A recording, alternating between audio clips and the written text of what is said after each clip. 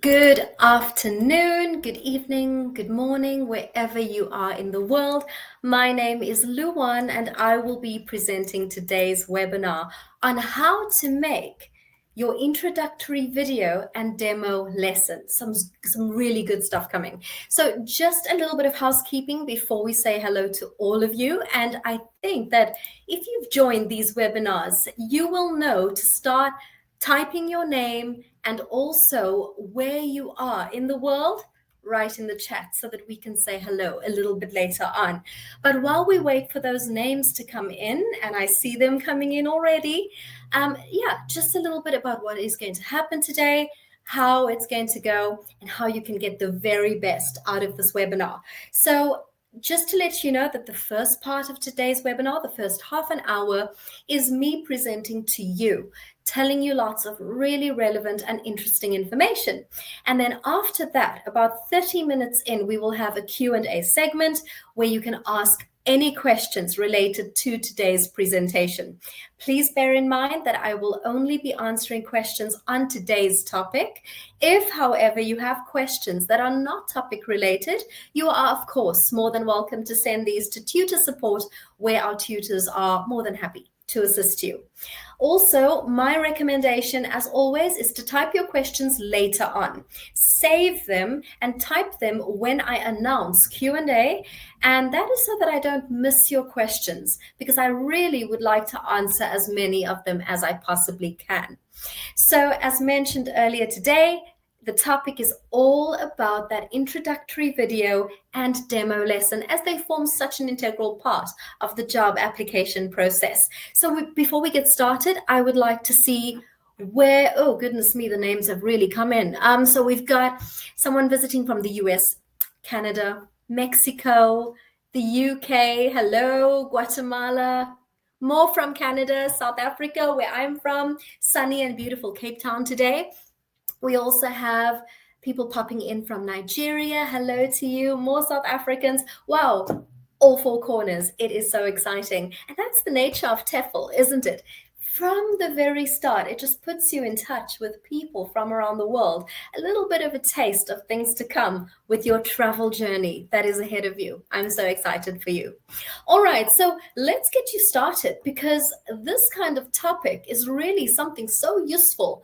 As you go through the application process, you will see that many people ask you to make introductory videos or demo lessons, and we're going to have a look at what these entail and particularly why they are so necessary. So another tip is that if you see a company asking you to do those, it's not at all something odd. It really is just part of the job application process. Right, so let's get started, right? All right, so let's first have a look at why. Why are we doing these videos? We will focus on tips for the introductory video and also the demo lesson. And the most important thing is to remember that when you join an online company or you sign up to a teaching platform, you will need to possibly do a demo lesson so that your prospective employers and students can really see your teaching style. These demo lessons will be the reason a company hires you, or where students want to book a lesson with you. So these videos are important, whether it be your introductory video or your demo video. So just a little bit of background as to what the difference is between the introductory video and the demo lesson. Right? So an introductory video is just where you introduce yourself. You tell people a little bit about yourself. You talk about your teaching style. You talk about what motivates you. So as mentioned, before these companies, hire anyone, they use these videos as a better way to understand you, your style, your lesson planning abilities, and also your professionalism in action. And students really want to see, guess what? Your personality. Right? And they want to hear your voice. They want to hear your accent. They want to get to know you in that tiny little window and make a very important decision before they decide, as they decide whether or not to book lessons with you. And it's one thing to attract students, but you want to fill those seats. You want to get them sat down and ready for that first lesson with you. So as mentioned earlier, sometimes it can be as easy as just an introductory video. And other times, they might actually ask you to produce an actual lesson, right? And this lesson might be a little bit shorter than the traditional lesson. It might be on something that they have prescribed. They've given you the content and they've asked you to plan a little lesson and then to record it. So that's just for you to understand the difference between the introductory video and the demo lesson.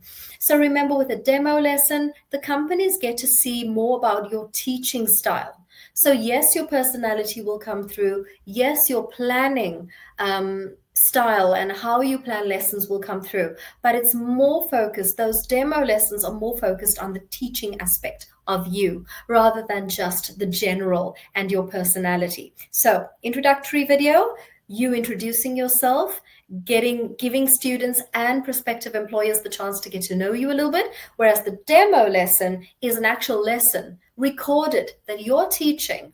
And these are also so useful when applying for various jobs. So sometimes you'll be asked to do this for a particular application, and in other cases, lots of teachers like to just do one. Plan a lesson, teach it, record it, and have it on file so that if anyone asks, they've got one ready. I mean, why not, right? So it's very important that you understand the difference between them and also what they're used for. So now we're going to get straight into it, planning that introductory video and what it entails. Right, let me move the slide along.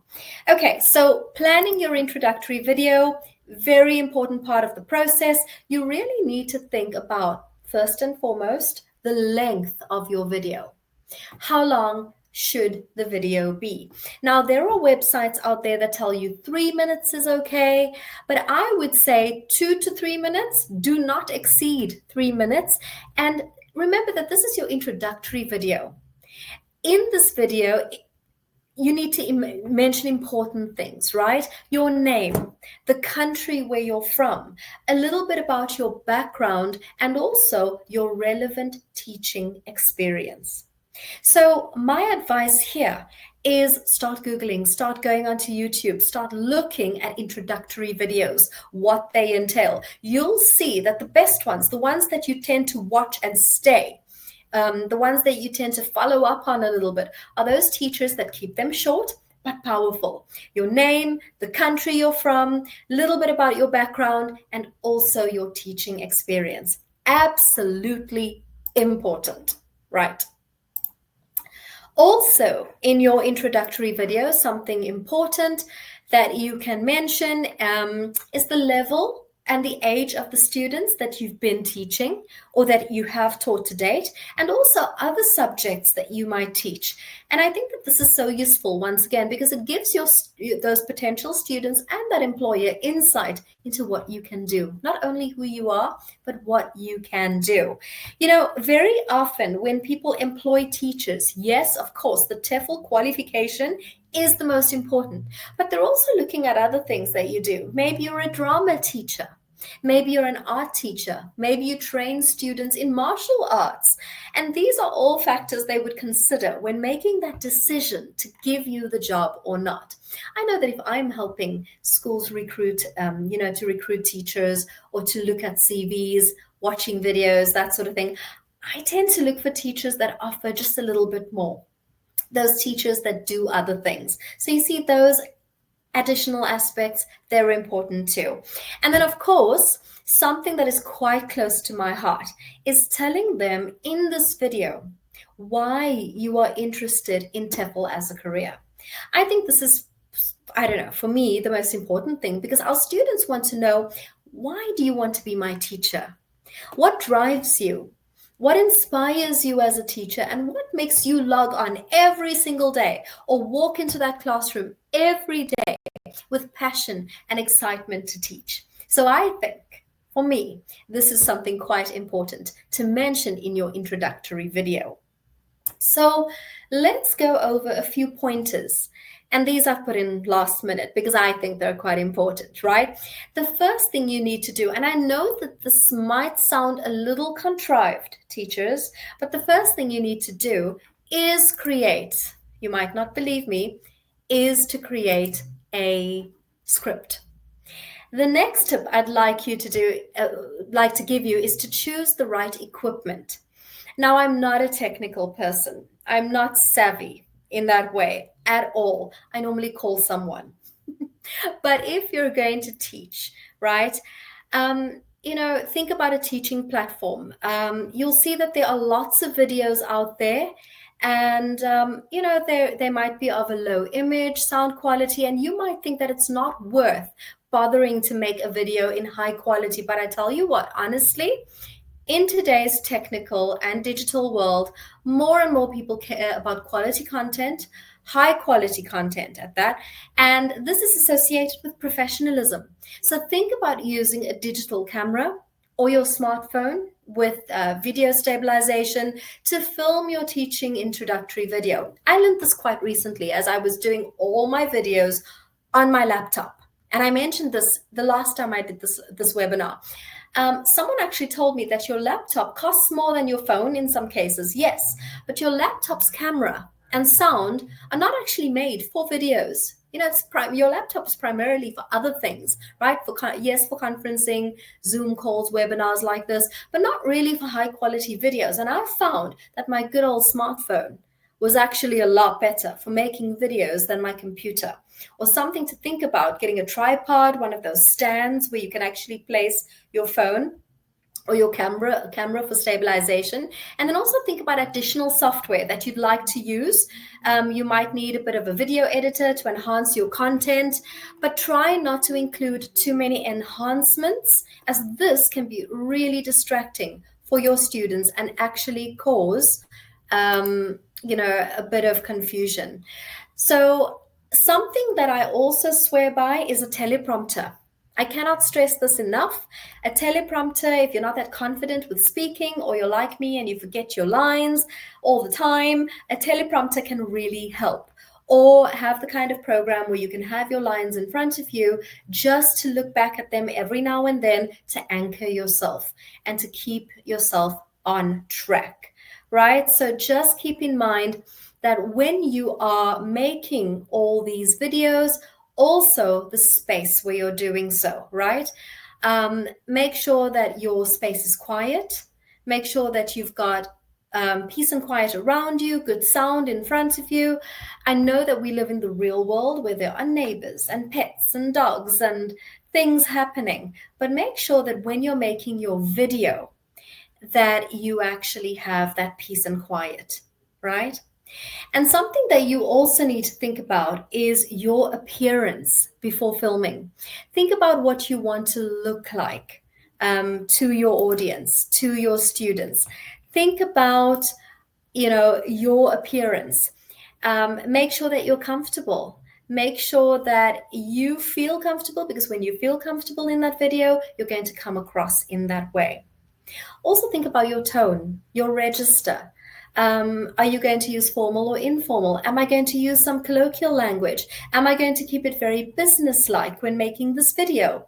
You'll see that one video, one size does not fit all, right? If you're applying to a platform where kids are taught, well, you'll maybe change your approach, your tone, your register a little bit. Whereas if you are aiming the video at business individuals, your approach might change. And you might want to take care of that, right? And then also, as mentioned a little bit earlier, what you look like, what you sound like, this makes an impact, right? And also remember, when you record these videos, something that actually I feel deserves its own category is to be confident when you're making these videos. When we are nervous, we tend to ramble. We tend to speed through our words. We tend to want to just get it over with. Something important to remember is to relax. I'm doing it right now. Relax, slow down. Your potential clients would be more impressed if they can understand what you are saying. So focus on clear pronunciation, as this is the one reason why your students are looking for an English teacher. So those are just some points I can give you to help you with your introductory video. Please watch a few online, see which of these work for you. See what you're comfortable with and then practice and make as many of these as you can. Watch them back, rewatch them, listen to what you sound like, listen to what your words sound like, look at what you look like, just so that you have an idea of what your clients and your potential employers are also going to see. Right, so let's think about planning your demo lesson. So we spoke about the introductory video. Now we're going to speak about the demo lesson, right? So when it comes to the demo lesson, remember that this differs slightly from the introductory video. An introductory video is just to say hello. This is who I am as a teacher. This is why I do what I do. Whereas a demo lesson is an actual lesson. So you're watching an actual lesson, right? Or you're teaching it and recording it. I mentioned to you earlier, whether it's live or whether it's recorded, this differs from one platform to the next. So since your demo lesson is online, you need to rely on facial expressions, body language, gestures, and props a whole lot more than you would in a normal classroom. So you use props that are easy to work with. Example, puppets for younger children, imagery, that sort of thing. I will say that children really respond to that. The only downside is that they often run off to go and find something similar to show you. And this could be a little bit distracting, but also fun, right? So when it comes to demo lessons, keep it really simple in terms of props, something that you can use rather easily, and something that can keep your students focused. Right, so we're still on the demo lesson. Logistics. Part of planning the demo lesson, if you are going to use puppets, flashcards, or some sort of imagery, do not obscure your face in any way. They need to see you. They need to associate the sound with mouth movement. You need to be visible at all times. Also, you might be given a level, a topic, a language structure. You could be asked to choose your own. I find that in most cases, this is not to say that everybody does this, but when you apply for jobs and you're to make a demo lesson, they very often give you the grammatical structure or the set of vocabulary items that you're meant to teach. Now, remember, this is if a company has specifically asked you to make a demo lesson. So teachers make demo lessons for two reasons. Either one, just to have on their profile, or if part of an application process, a particular school has asked them to make one. We're talking about the latter. If a school has asked you, please make a demo lesson, they are likely to give you the vocabulary items or the grammatical structure that you're meant to teach, right? And remember, they're more interested in seeing your style, your technique, your approach, rather than you having to worry to find suitable content. And for this reason, very often they give you the actual content that they want you to teach. Right. Something else to remember, and I can't stress this enough, teachers, is to have a plan for every step of your demo. Do not wing it. Do not improvise in this case. You'll have plenty of time as a teacher going forward to be flexible. But for your demo lesson, keep to the plan, right? This plan doesn't need to be very detailed as long as you're able to remember the stages and the tasks. Also, a little bit of your teacher language, what you've planned to say at various points. I'll tell you that even as a very experienced teacher, I still walk into class with a plan. I never walk into a class without a lesson plan. And the reason is I like to stay focused. I like to stay anchored, and I like to know that my students can feel when I am, in fact, prepared for the lesson that I plan for them. It is so important, because I will tell you that if you're planned, if you are well planned, you've planned a lesson, all the stages are set out, I don't know what it is. Your students, they feel it on the other end, right? So when you're making your demo lesson and you're choosing material, something important to remember is don't choose materials or activities that are too complicated. And if you are left to make that decision on your own, make sure that you know exactly what you are teaching. Make sure that you know your content.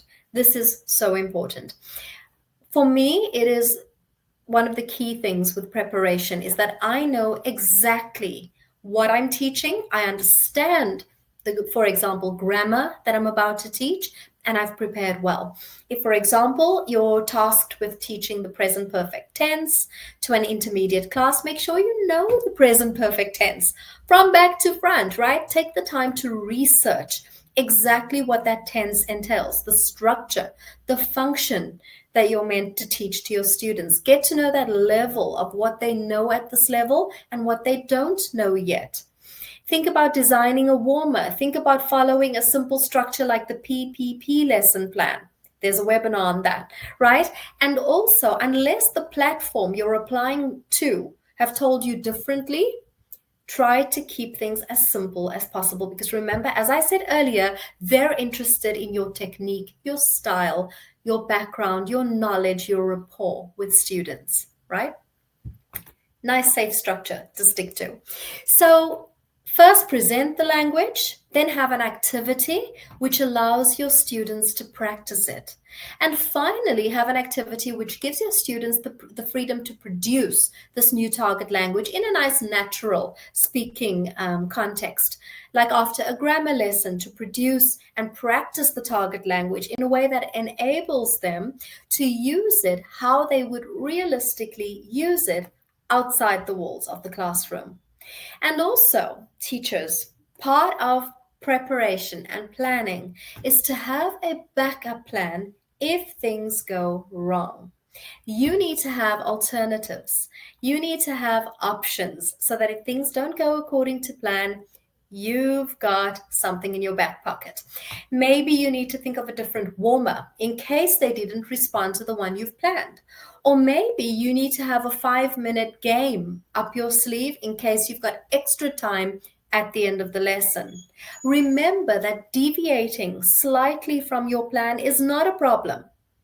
It doesn't happen all the time, but at least you have a backup plan just in case. And I will tell you, things happen. Things happen in the classroom, unexpected things. Students finish something quickly, they finish something prematurely, or they take a little bit longer than expected, or you've practiced something at home and it was amazing at home in front of the mirror, but then when you do it with an actual class, it bombs, right? So in those cases, you would need a few backup situations. And I always say this is part of preparation, something so important to remember.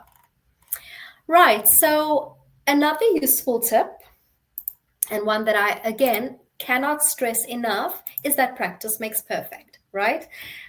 Practice before recording the demo.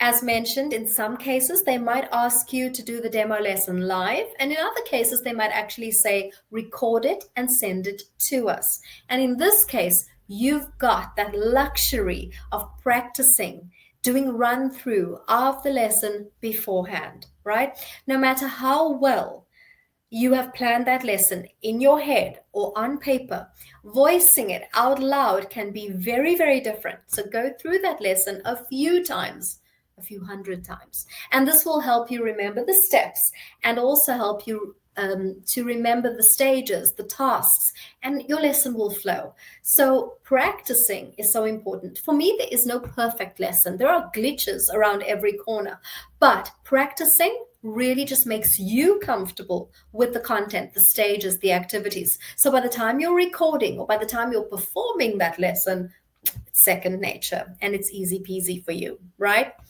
And also, if you're practicing, do so in front of the mirror, record it, ask a family member, a colleague, a friend, your dog to watch you.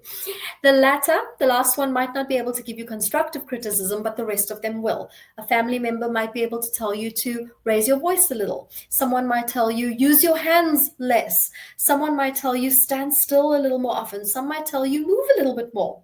Some might tell you stop blinking so much. I don't know. The list is quite endless. But at least when you're doing the webinar, sorry, the demo lesson in front of a family member, a colleague, and that sort of thing, they can really tell you the truth. And I always say, go for that one person you know that will absolutely tell you the truth. Okay, so the next point is something so important for me, right? Make sure that your technology works. So just as important as it is to run through that lesson, to get to know your content, you need to make sure that your technology is checked beforehand. You will need a stable internet connection, and you need to find the most appropriate app to record the video, maybe Zoom, StreamYard, Google Meets. There are more technologically amazing apps out there, I'm sure, that you can explore, but make sure at the end of the day that it is user-friendly and that it works for you. There are so many different options out there, so do your homework. Check what features these different apps or tools have before you make your decision. And again, the school or the platform that you're applying to might tell you which app or which platform to use. And then, yes, of course, use the one they've asked. But if you've got the luxury to decide which one to use yourself, then of course, just try them all, use their free trials, record as many things as you possibly can, watch them back, look at the quality. I mean, if you find one that works and you've tried it once or twice and you still got a free trial, then use the free trial, right? But also as teachers, we do invest in these things to further our careers. So it might be something that you might want to look into long term.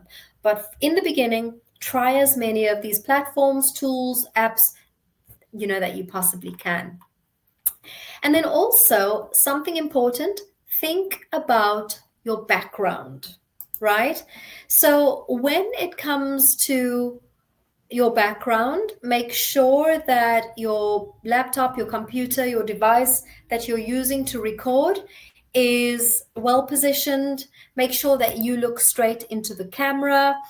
Check that you are clearly visible, right? They need to be able to see you, that there's no glare on the screen. You might need to wear a headset. Of course, you need to check the sound as well. I do believe that it depends where you are versus where someone else is on the receiving end. There might be a sound glitch. So just check that before you make your recording, that these things are in place, right? It's all quite normal that these things fall apart every now and then. But for your demo lesson, make sure that you've got all your infrastructure in place. So think about it. There's nothing worse than being halfway through your recording and your battery dies, your camera battery, or realizing that after recording that your microphone wasn't on or working. This has happened to me before. It is very, very frustrating. Or even noticing that you're halfway out of frame when the lesson starts. So always check and double check your technology and your equipment, that everything is absolutely there before you start recording.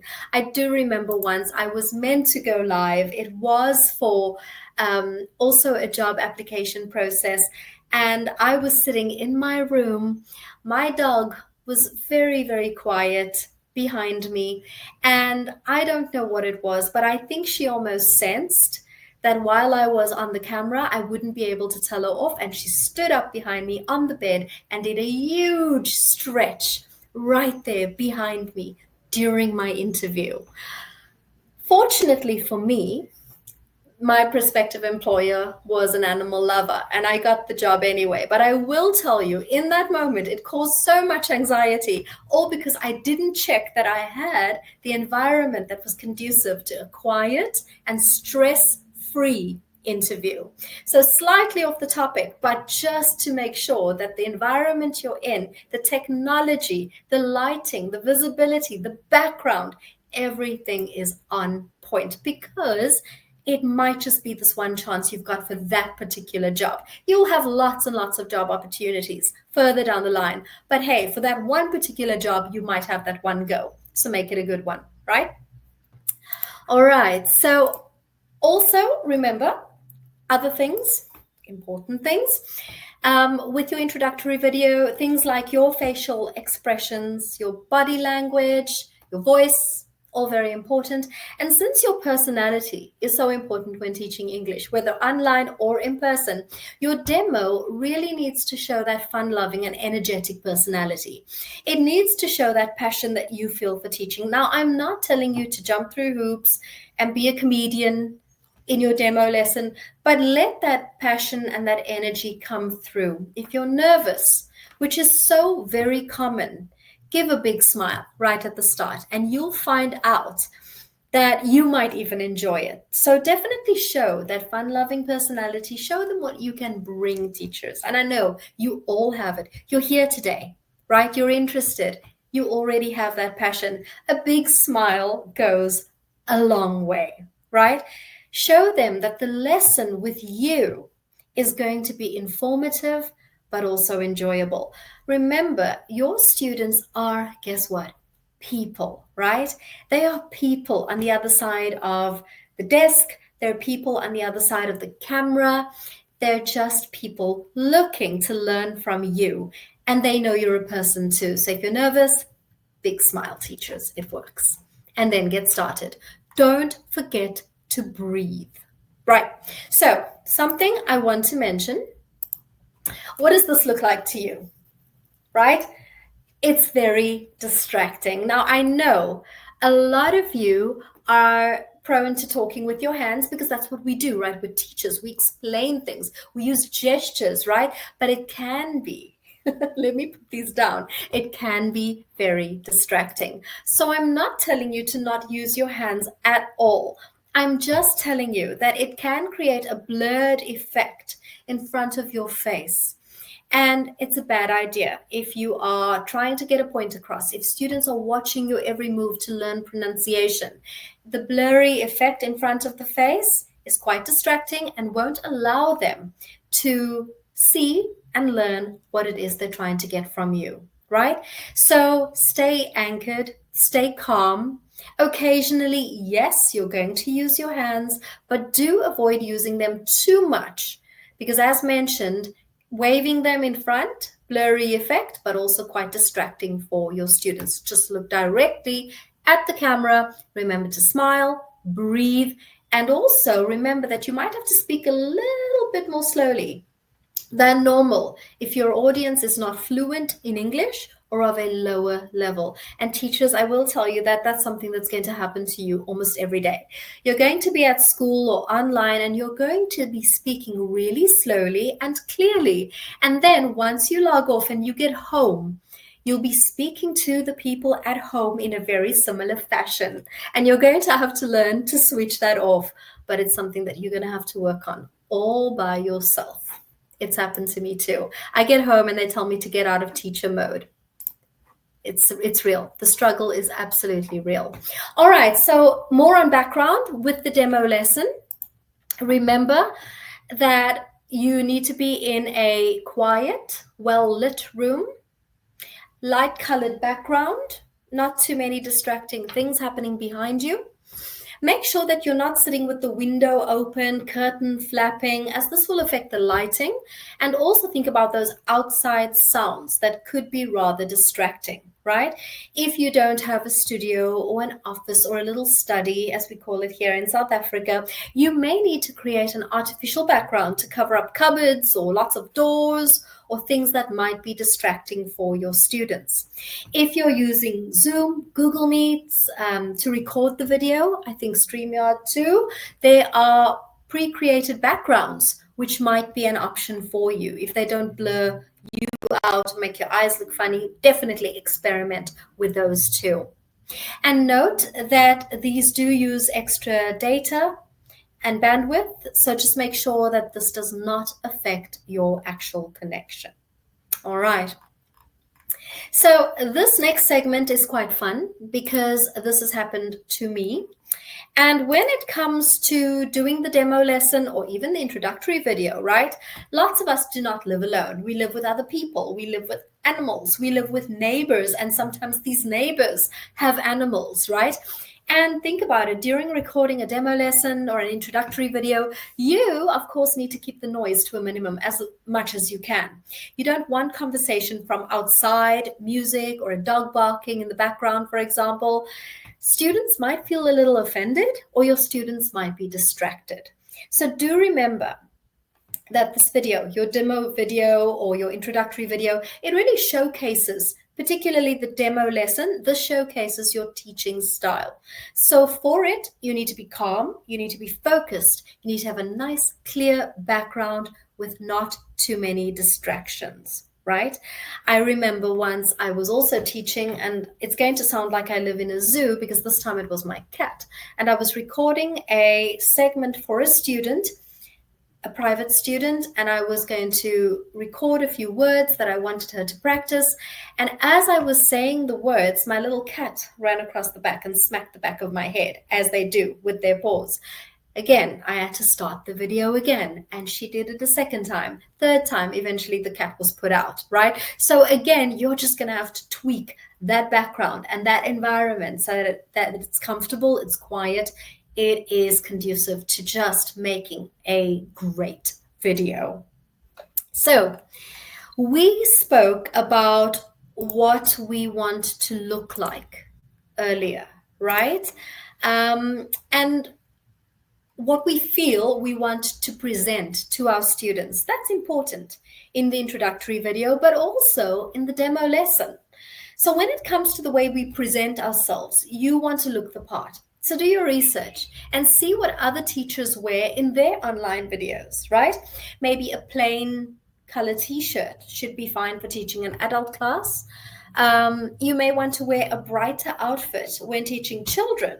So just see who you're teaching, who the video will be shown to, and choose your outfit accordingly. Have a look at other videos you like, see what teachers are wearing, choose appropriate clothing, avoid too many distracting bits and pieces, and also test the makeup. If you're going to wear makeup, test the makeup, the effects on the screen. Take pictures, look at it in the mirror, record yourself, watch it back, just so that you have an idea of exactly what you're going to look like. You put your best self forward, right? Okay, so the final point, and I'm going to invite you to start thinking about those questions that you want to ask. And you can even start typing them in so that I can get to as many of them as possible, right? So the final point when it comes to your video is that your video is a large file and it might not arrive at the destination. So you have to maybe upload it to YouTube or Google Drive, Dropbox, Cloud, and so forth. And then, of course, you can send the interviewer or your prospective employer or even your prospective student, you can send them the link. And this is quite important because very often we make these beautiful videos, but they're too large to email, and they might have to be stored elsewhere in order for the interviewer or prospective student to access them. So this is something quite important to remember. So those are the tips that I'm going to be sharing with you today. But I think for me, the most important tip that you need that I can share is that, yes, rewatch this webinar as many times as you need to, but also watch introductory videos out there. See what's going. See which videos you are drawn to and see which videos just rub you up the wrong way, right? When you're watching demo lessons, also pay attention to what you like about those videos and pay attention to what you don't like about those videos. And remember, it's not that you're sitting there criticizing teachers and saying bad things. These are all just notes to take for yourself, what you would like to put out there and what you would like your students to respond to and how you would like them to respond. Because remember, at the end of the day, it's all about filling seats. You want someone sat opposite you, ready to learn from you. And I will tell you that when it comes to introductory videos and also demo lessons, for me, I almost want to say that they're stronger than the CV, because the CV is there. The CV's got all your credentials, of course. But remember, that student is not going to take and read your CV to learn from. They're going to learn from you directly. So once the CV is cleared and they're happy, because most of the time you're getting invited onto a platform or you're asked to make a video once they've already looked at your CV and okayed it. That video, whether it be the introductory video or whether it be the demo lesson video, that's what seals the deal. So practice, watch as many of these as you possibly can, see what you like, see what you don't like, and then record and re-record again. That's my 5 cents for today.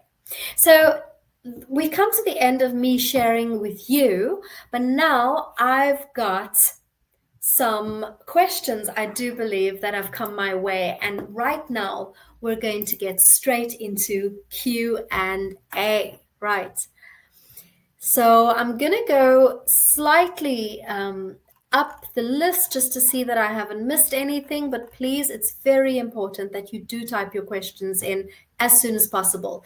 Even if I'm still busy answering one question, start typing your questions in, and I'll tell you why. If you do not, and they only come in 1 minute before we've got to end, then of course you're going to have the opportunity, you're going to miss the opportunity to have your question answered.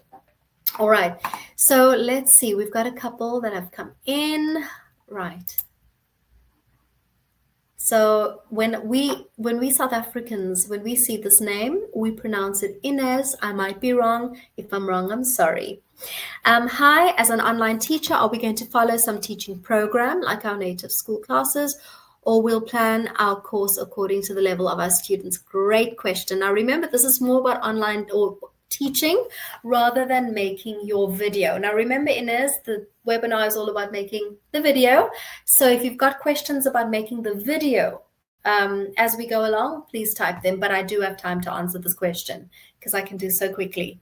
So when you apply to various schools, you will see that some schools have a built-in curriculum and others have a a situation where teachers have to come up with their own curriculums. This just will depend from one place to the next. I have worked for companies where I get given a course book, and each level has got their own course book. So when my students progress to a new level, I get given the new course book. So that's quite comfortable. You get to tweak and revise those lessons to make them your own. But in some cases, you're working for a school where you've got to come up with your own material 100%. I will say that teachers do tend to share resources, but then yes, you're going to maybe have to come up with your own. It's not so common, but it might happen. In most cases, when you're working for a school, they give you the curriculum. When you're working as a private teacher and you're finding students all on your own, you might have to make up your own lessons. All right. And just to tie this question in with today's webinar, if you're working for a school, they might give you the content that you've got to teach in your demo lesson, or they might tell you to find your own. It's very, it can differ very much from one school to the next, from one platform to the next. So of course, you just go with whatever they need at that time. All right, so Jill, you've asked, can you recommend any specific intro videos or demo lessons to watch that you think are strong? Jill, check on our site. I think we've recently recorded something. I'm not sure if it's been released yet, but watch this space where we've actually recorded a demo lesson for you by one of our very experienced teachers. And I've watched it and it's amazing because the teacher includes everything, all these useful techniques, tidbits that we teach you on the course. This teacher has incorporated into their lesson. Please watch this space, but it should be available sooner than later.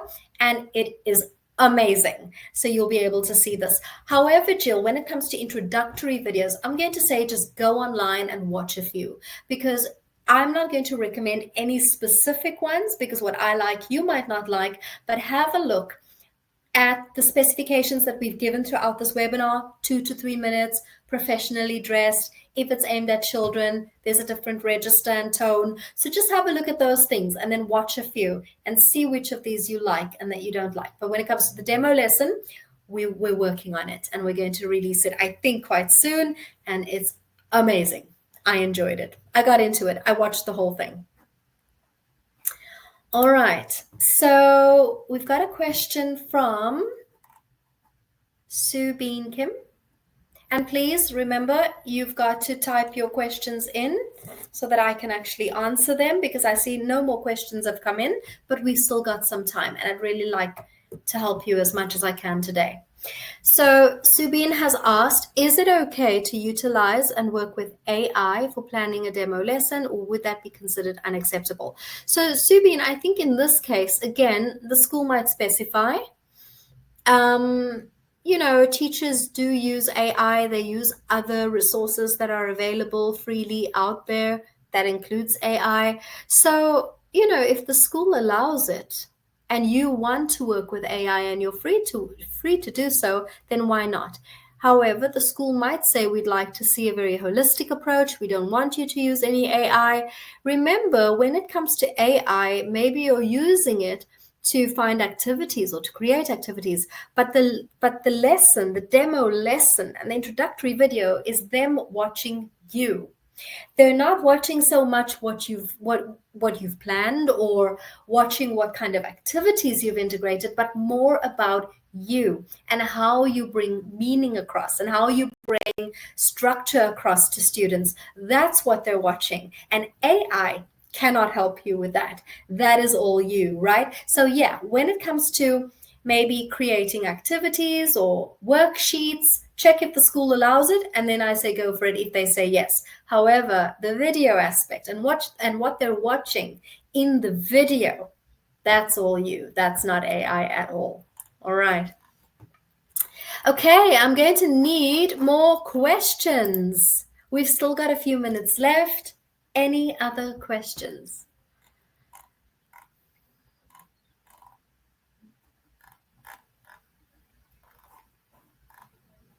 Any part of the webinar that you'd like me to explain again?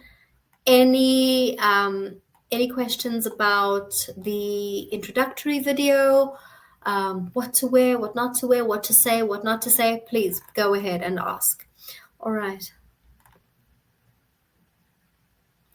Hanu, I've got this question from you. How common is it with demo lessons in percentage? I'm not sure what you mean. If you could please clarify that question for me, I will, of course, be more than happy to assist you. How common is it with demo lessons in percentage? Please let me know what you mean there, and then I'll get straight on to answering you. All right. Any other questions? Type them now. I am ready. Also just checking that I haven't missed any that came in a little bit earlier.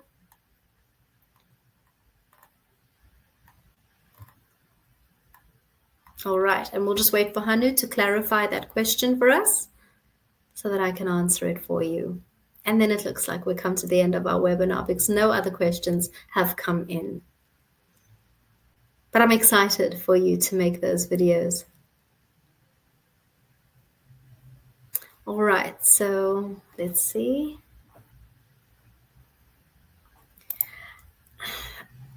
You're asking how common is it with demo lessons in percentage of the total when recruiting? Hanu, I'm really sorry. Maybe I'm just having a very slow day.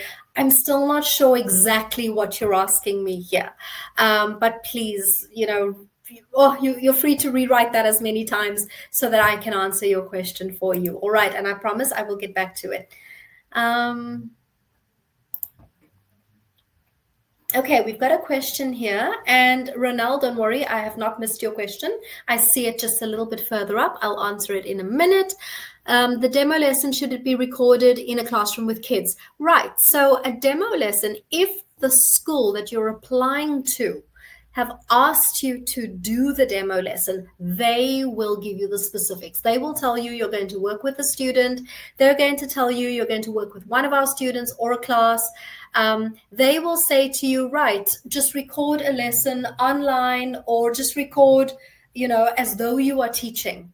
So remember, it doesn't have to be with real students. It can be an online recording like this. And I could pretend that I'm teaching you the present perfect today. So it can be something as set up as that.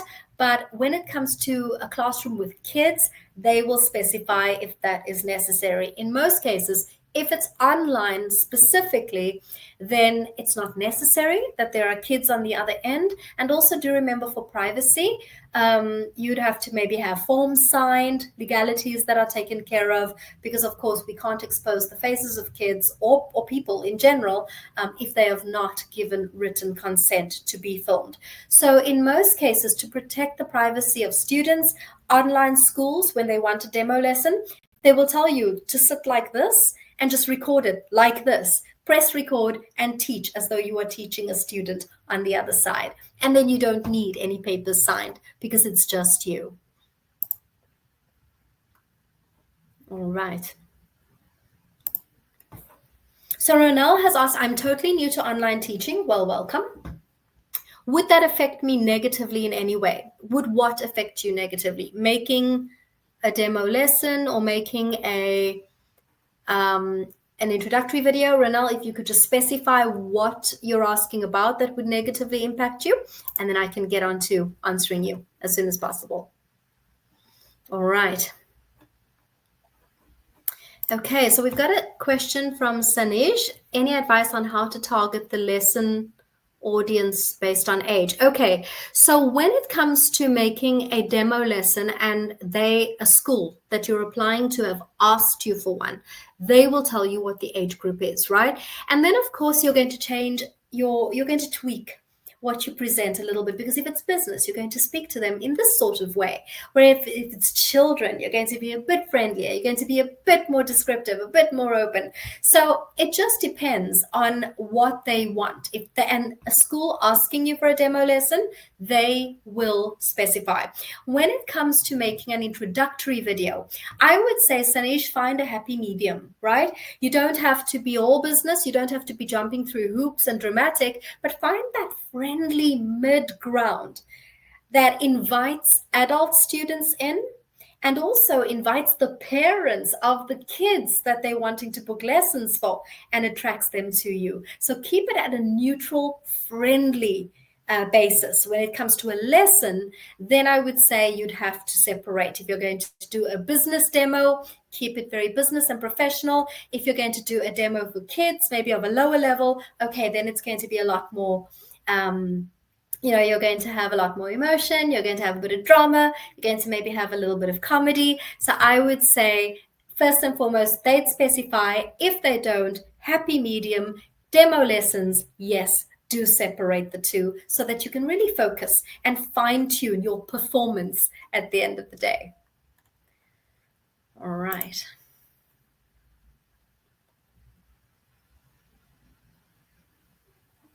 Okay, Subin has asked, I plan to volunteer first before I work for an organization, paid position. Would I have to do an introductory video? I plan to volunteer first. Okay, so I would say, Subin, why not? Even if you're going to volunteer, even if you're going to do formal job applications at a later stage, why not already make those videos, right? If the organization has asked you for something specific, you do it according to their specifications. If, however, it's just something you want to have in your portfolio, teachers, why not? Why not do a demo lesson? Why not do an introductory video? It also helps other people find you, and better opportunities might even come along. So look, Subin, they might ask you for one, but if they don't, I would say just create one and keep it on your portfolio so that if the opportunity arises, you're able to send them the link to your fabulous video that you've made.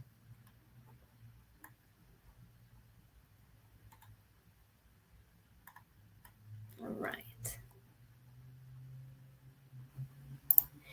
Hanu, is it unusual to ask or require a demo lesson when an employer is absolutely not. It is not unusual at all. It is something that is, yeah, that's why I said to you at the start of this webinar, if you do get asked to make a demo video, a demo lesson or an introductory video, it is not unusual at all. I recently helped someone, look for a job, a personal friend of mine. And the very first thing she said to me was, Luan, they need me to make a demo lesson.